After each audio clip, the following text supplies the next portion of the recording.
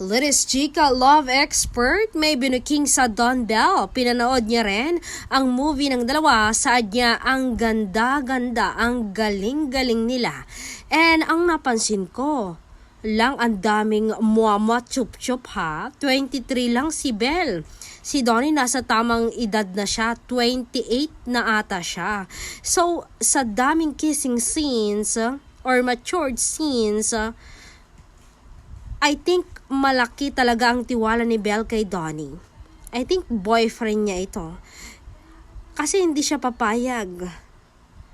I think kung magkaibigan lang sila o magkatrabaho lang sila o magka-love team, hindi papayag ang actress.